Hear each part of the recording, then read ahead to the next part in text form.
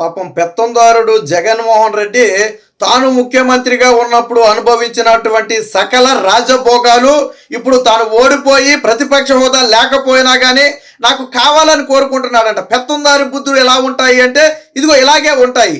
నిన్న ఒక ఘటన జరిగింది. దాన్ని వైసీపీ సోషల్ మీడియా కానివ్వండి, సాక్షి కానివ్వండి విపరీతమైన విచ్చలవిడి ప్రచారం చేశాయి. ఏమని? జగన్మోహన్ రెడ్డికి పాతపడిపోయిన కారు ఇచ్చారు అనేది. వాస్తవానికి జగన్మోహన్ రెడ్డికి పాతపడిన కారు ఇచ్చారు అనేది అవాస్తవం. నిన్న వినుకొండ బయలుదేరినటువంటి జగన్మోహన్ రెడ్డికి ఒక సఫారీ బుల్లెట్ ప్రూఫ్ వాహనాన్ని రాష్ట్ర ప్రభుత్వం కేటాయించింది. నిబంధనల ప్రకారం ఆయనకు బుల్లెట్ ప్రూఫ్ వాహనం ఉండాలి. ఆ వాహనాన్ని కేటాయించింది. ఆ వాహనం కూడా అందుబాటులో లేకపోతే నిన్న విజయనగరం నుంచి తెప్పించారు. విజయనగరం నుంచి తాడేపల్లి వరకు ఒక నైట్ అంతా ప్రయాణించి కారు రావడం జరిగింది. అంటే కారు పూర్తి కండిషన్లో ఉందనే కదా అర్థం. విజయనగరంలో బయలుదేరినటువంటి కారు తాడేపల్లి వరకు నాన్ స్టాప్ గా వచ్చేసింది అంటే అర్థం ఏంటి? కారు కంట్రోల్లో ఉందనేది అర్థం. సో కారు అంతా బాగానే ఉందనేది అర్థం. నిన్న సఫారీ కారు ఎక్కిన జగన్మోహన్ రెడ్డి 5 నిమిషాలకే కారు దిగి వేరొక వైసీపీ నేత ఫార్చునర్ కారు ఎక్కి వెళ్ళిపోయాడు. సరే, నాకు ఆ సఫారీ కారులో నాకు కంఫర్ట్ లేదు, నాకు నచ్చలేదు, నేను ఈ కారు ఎక్కాను అంటే అది వేరే విషయం. కానీ అలాగ అనలేదు వాళ్ళు. ఏమన్నారు? కారు బ్రేక్ డౌన్ అయిందంట. ఇది ఎంత పచ్చి అబద్ధం అంటే, ఎంత నిశ్చిగ్గుగా పచ్చి అబద్ధాలు ఎలా కడతారు నాకైతే అర్థం కాల. నేను అదే సఫారీ కారు జగన్మోహన్ రెడ్డి కాన్వాయ్లో ఉండి వినుకొండ వరకు వెళ్ళింది, మళ్ళీ తిరిగి వినుకొండ నుంచి తాడేపల్లి ప్యాలెస్ వరకు వచ్చింది. ఎలా వచ్చింది? బ్రేక్ డౌన్ అయిన కారు ఎలా ఆయన కాన్వాయ్లో వెళ్ళింది? బ్రేక్ డౌన్ అనేది ఉత్తిదే. వెళ్ళే కారుని 5 నిమిషాలు ఆగిన తర్వాత జగన్మోహన్ రెడ్డికి కంఫర్ట్ లేదో, లేదా చంద్రబాబు నాయుడు వెళ్ళిన కారులో నేను వెళ్ళటం ఏంటో అనుకున్నాడో తెలియదు కానీ వెంటనే దిగిపోయి ఆయన వైసీపీ నేత కారు ఎక్కాడు. ఇక్కడ వైసీపీ నేత కారు ఎక్కడం అనేది పూర్తిగా జగన్మోహన్ రెడ్డి ఇష్టంతో జరిగినటువంటి ఘటన. దీనిలో సఫారీ కారుకి ఎటువంటి ఇబ్బంది లేదు. మీకు తెలియంది ఏంటంటే, ఇదే సఫారీ కారులో చంద్రబాబు గారు దాదాపుగా 10 ఏళ్లు ప్రయాణం చేశారు.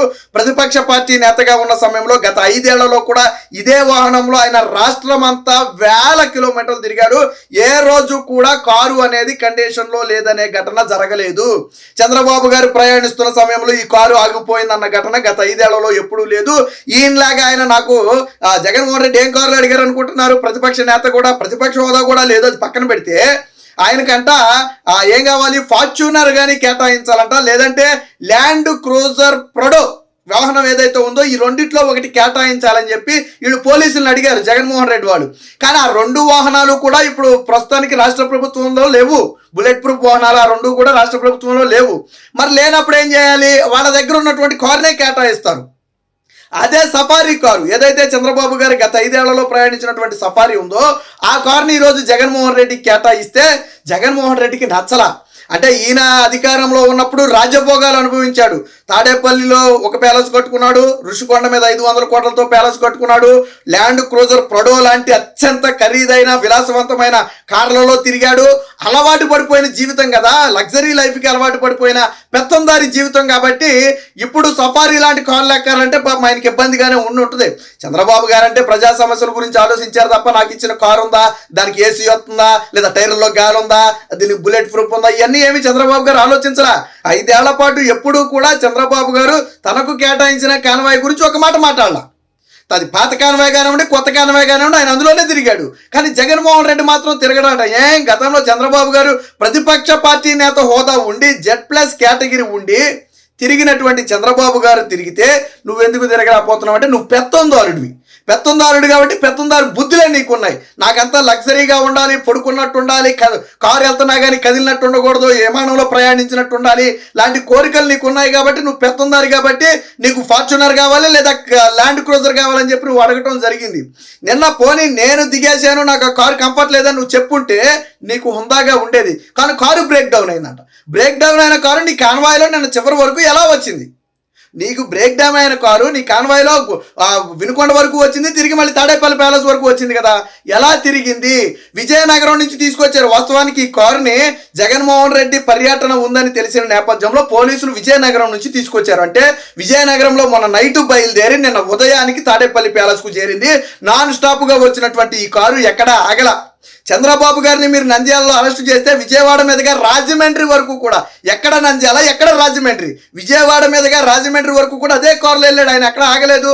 ఆయన ప్రాజెక్టుల పర్యటన కోసం రాష్ట్రం మొత్తం తిరిగాడు, ఎక్కడ ఆగలేదు. ఆయన ఎప్పుడు ఆంధ్రప్రదేశ్లో తిరిగినా ఆ వాహనంలోనే తిరిగాడు, ఎప్పుడు ఆగలేదే. కానీ బ్రేక్ డౌన్ అయిందని చెప్పి జగన్మోహన్ రెడ్డికి పాత కాన్వాయ్ కేటాయించారని చెప్పి ఒక తప్పుడు ప్రచారాన్ని ఈ రోజు తెర మీదకి తీసుకొచ్చారు. వాస్తవానికి చంద్రబాబు గారు గెలిచిన వెంటనే ఆయనకు భద్రత తగ్గించినటువంటి నీచమైన చరిత్ర నీది. చంద్రబాబు గారికి భద్రత తగ్గిస్తే తర్వాత కోర్టుకి వెళ్తే ఆయనకి థ్రెట్ ఉంది, ఆ భద్రతను ఖచ్చితంగా కొనసాగించాల్సిందేనని చెప్పి కోర్టు మొట్టికాయలు వేస్తే అప్పుడు ఆయన Z+ కేటగిరీ భద్రత కొనసాగించారు. నారా లోకేష్ గారికి ఉన్నటువంటి 5+5ని ఏం చేశారు, 2+2గా మార్చారు. అప్పటికే చంద్రబాబు గారి కుటుంబ సభ్యులకు ఉన్నటువంటి భద్రతను పూర్తిగా తొలగించింది రాష్ట్ర ప్రభుత్వం నాడు జగన్మోహన్ రెడ్డి హయాంలో. అంటే చంద్రబాబు గారి భద్రతను నాడు జగన్ గెలిచిన మొదటి నెల రోజుల్లోనే లోకేష్ భద్రత, చంద్రబాబు గారి భద్రత కూడా తగ్గించేస్తే చంద్రబాబు గారి భద్రత విషయంలో మాత్రం టీడీపీ శ్రేణులు ఆందోళన చెంది వెంటనే కోర్టును ఆశ్రయిస్తే కోర్టు మొట్టికాయలేసింది. ఆయన Z+ కేటగిరీ ఉన్నటువంటి వ్యక్తి, మావోయిస్టుల నుంచి థ్రెట్ ఉన్నటువంటి వ్యక్తి, అలాంటి వ్యక్తి భద్రతను మీరెందుకు తగ్గించారు? Z+ కేటగిరీ ఉన్నటువంటి భద్రత ఉన్నటువంటి వ్యక్తి విషయంలో రాష్ట్ర ప్రభుత్వం ఎందుకు జోక్యం చేసుకుందని చెప్పి నాడు కోర్టు మొట్టికాయలేసింది. అలాగే చంద్రబాబు గారిని అడ్డుకుని ఆయన్ని కాలినడకన పంపినటువంటి చరిత్ర జగన్మోహన్ రెడ్డిది. నాడు కాన్వాయ్ అనుకుంటే ఈస్ట్ గోదావరిలో అనుకుంటా పూర్తిగా నడుచుకుంటూ వెళ్ళిపోయాడు. దాదాపు 6 కిలోమీటర్లు 7 కిలోమీటర్లు ఆయన నడుచుకుంటూ వెళ్ళిపోయాడు కాన్వాయ్ ఆపితే.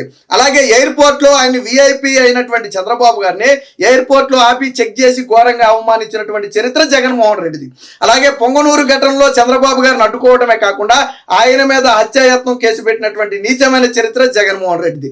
గతంలో విశాఖ ఎయిర్పోర్ట్ లో చంద్రబాబు గారు బయటికి వెళ్లకుండా అడ్డుకుని ఆయన్ని ఘోరంగా 7 గంటల పాటు విమానాశ్రయంలో నిర్బంధించినటువంటి నీచమైన చరిత్ర జగన్మోహన్ రెడ్డిది. కానీ చంద్రబాబు గారు ఏ రోజు నువ్వు బెంగళూరు వెళ్తే నిన్ను అడ్డుకోలేదు, బెంగళూరు నుంచి నువ్వు వస్తే అడ్డుకోలేదు, నీ సొంత ఇలాకా కడప వెళ్తే అడ్డుకోలేదు, మళ్ళీ వస్తే అడ్డుకోలేదు, నిన్న వినుకొండ పరామర్శకు వెళ్తే కూడా అడ్డుకోలేదు కదా. కానీ గతంలో చంద్రబాబు గారు పరామర్శలకు బయలుదేరితే ఎప్పుడైనా నువ్వు వెళ్ళనిచ్చావా? లోకేష్ని కానీ, చంద్రబాబు గారిని కానీ, పవన్ కళ్యాణ్ని కానీ, వీళ్ళ ముగ్గురులో ఎవరినైనా జగన్మోహన్ రెడ్డి వెళ్ళనిచ్చాడా? అడుగు అడుగున ఆంక్షలు పెట్టి అడ్డుకున్నారు కదా. ఈ రోజు నీకు ప్రతిపక్ష హోదా కూడా లేదు, అయినప్పటికీ నిన్ను అడ్డుకోలా. వినుకొండ హ్యాపీగా వెళ్ళనిచ్చారు, పోలీసులు ఏమో ఆంక్షలు పెట్టలా. మీరు మంది మార్బలాలను వేసి రాకుండా వచ్చి పరామర్శ చేసుకోండి అని చెప్పారు తప్ప మీరు వెళ్ళొద్దు అన్నా. కానీ గతంలో చంద్రబాబు కానీ, లోకేష్ కానీ, పవన్ కళ్యాణ్ కానీ అడుగు బయట పెడితే నారా లోకేష్ ఇవ్వగలం అప్పుడు ఎంత వేధించావు నువ్వు? చివరికి ఆయన మాట్లాడే మైక్ లాగేసుకుంటారా? ఆయన నిలబడే స్టూల్ లాగేసుకుంటారా? ఆయనతో ప్రయాణించే కాన్వాయిల్ లాగేసుకుంటారా? ఆయన కూడా వెళ్ళిన వారిని అరెస్ట్ చేసి జైల్లో పెడతారా? కానీ ఈరోజు ఏమీ చేయలేదే. ఇది ప్రజాప్రభుత్వం, ప్రజాస్వామ్యంలో మీకు పరామర్శించే హక్కు ఉంది, దాన్ని ఈ ప్రభుత్వం గౌరవించింది. కానీ గతంలో మీరు నియంతలాగా వ్యవహరించినటువంటి తీరును మర్చిపోయారా? చంద్రబాబు గెలవగానే చంద్రబాబు గారి భద్రత తగ్గించి ఆయన ప్రాణాలకు ముప్పు తేవాలని నీచమైన ఆలోచన చేసినటువంటి వ్యక్తి జగన్మోహన్ రెడ్డి. కానీ ఈరోజు పోలీసు అధికారులే చెప్పారు, జగన్మోహన్ రెడ్డికి కల్పించాల్సిన పూర్తి భద్రత కల్పించండి అని చెప్పి చంద్రబాబు గారు ఆదేశించారట. ఆ క్రమంలోనే ఆయనకి ఏదైతే బుల్లెట్ ప్రూఫ్ వాహనాన్ని కేటాయించడం కానివ్వండి, జగన్మోహన్ రెడ్డి కుటుంబ సభ్యులైనటువంటి తల్లి చెల్లికి కూడా ఒక ముఖ్యమంత్రి కుటుంబ సభ్యులకు కేటాయించాల్సిన భద్రతను స్టిల్ ఈ రోజుకి కొనసాగిస్తున్నారు. ఇంకా తాడేపల్లి ప్యాలెస్ వద్ద రూట్ అయితే క్లియర్ చేశారు, కానీ పోలీసు చెక్ పోస్టులు ఇంకా 2 చెక్ పోస్టులు, అటొక చెక్ పోస్టు ఇటొక చెక్ పోస్టు ఉండనే ఉంది. పోలీసు చెక్ పోస్టులు కూడా తీలా. అంటే ఒక మాజీ ముఖ్యమంత్రికి కల్పించాల్సిన పూర్తి భద్రతను ఈ ప్రభుత్వం కల్పించింది. కానీ నీచమైన ఆలోచనలో ఉన్నటువంటి జగన్మోహన్ రెడ్డి నిన్న కారు బ్రేక్ డౌన్ అయిందని చెప్పి ఒక పచ్చి అబద్ధాన్ని ప్రజల ముందుకు తీసుకొచ్చాడు.